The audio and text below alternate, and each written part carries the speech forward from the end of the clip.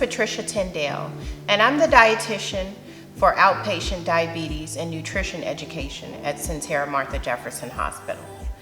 Today I want to talk to you a little bit about healthy eating and nutrition. Now, where I want to start is to focus on label reading. Label reading is one of the simplest ways to help manage your diet and eat better. When I say label reading, feel free to go into your pantry or into your refrigerator and grab a food item. When we look at labels, we always want to start at the top of the label and look at the serving size. Now, every number that you see on the label is going to reference that specific serving size, which is not necessarily the entire package.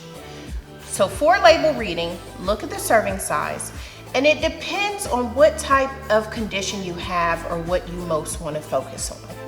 If you have a heart disease risk, if you need to reduce your sodium levels, you would look more at the top of the label. We always want to start for heart disease with your total fat. Okay, so your fats are going to include your saturated and your trans fat, which we consider your bad fats. And then your good fats would be considered your poly and monounsaturated fats. Every label won't include the good fats, but if you know what your total fat is and you know how much saturated fat and trans fat you have, that'll let you know if that food item has more of the good fats. If you are focused more on lowering your risk for diabetes or trying to manage your diabetes better or even manage your weight better, you may want to focus more towards the bottom of the food label and look at total carbohydrates. Now, below the total carbohydrates, you will see sugar and you will see fiber. Those numbers are always included in that total carbohydrate number. So for ease, you just want to focus on the total carbohydrates. A lot of people ask me, how many carbohydrates should I have per meal? Now, if you are a woman, you may focus more towards 35 to 40, 45 grams of carbs per meal.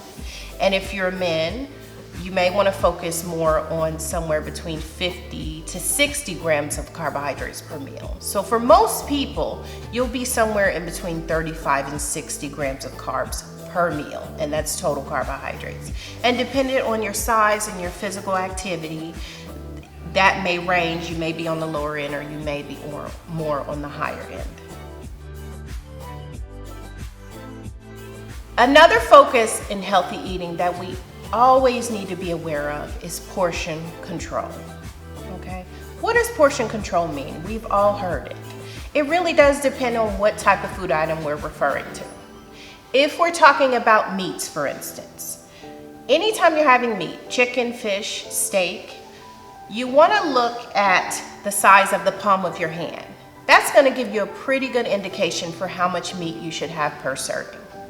Now, it could be 2 to 3 ounces for a smaller individual, and it may be up to 4 or 5 ounces for another individual. So looking at the size of the palm of your hand or using a scale is a good way to know how many ounces of meat you should consume and how much you may be consuming currently.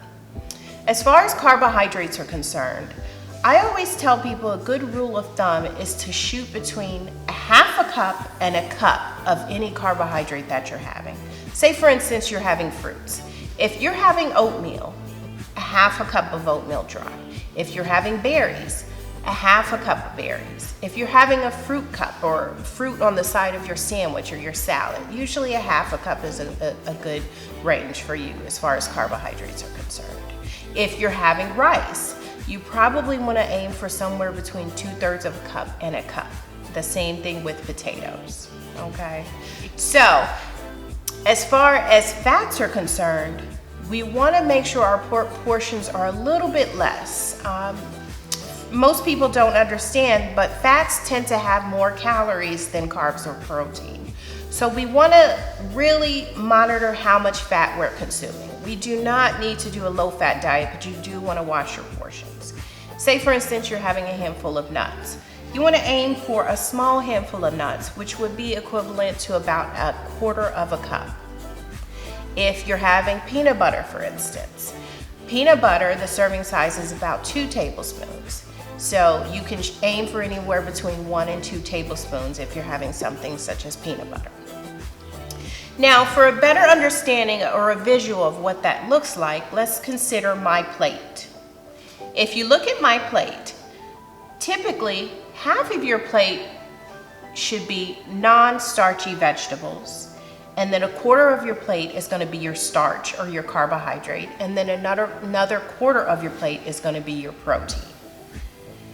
That's what your plate should look like. Most people don't currently eat that way, but that's what we have to aim for.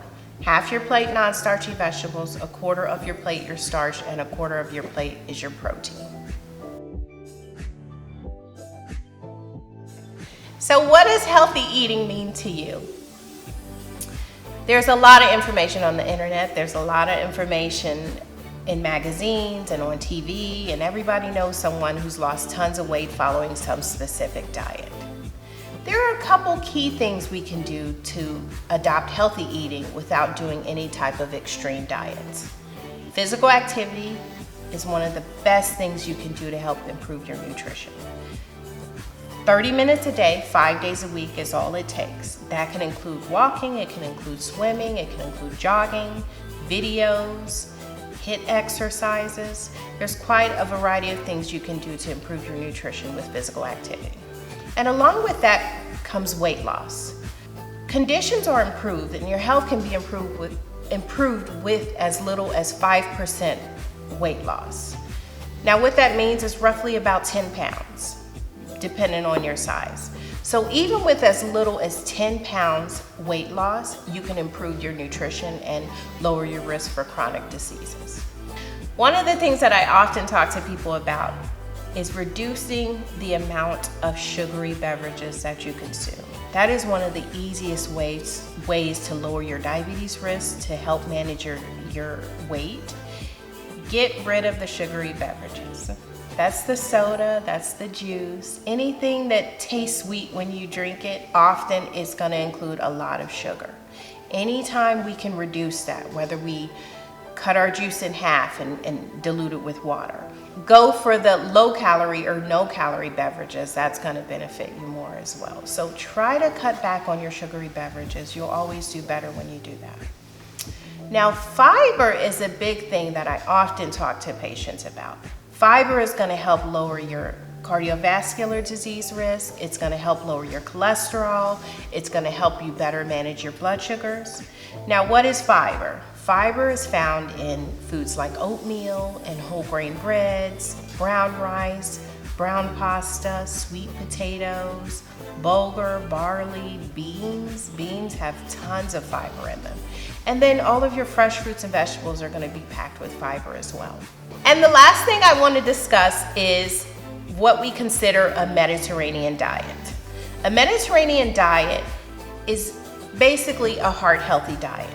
So it's going to focus on doing more fiber, doing more whole grains, doing more plant-based proteins, consuming more lean proteins, consuming more fatty fishes like salmon, consuming more healthy fats like olive oil and nuts and seeds.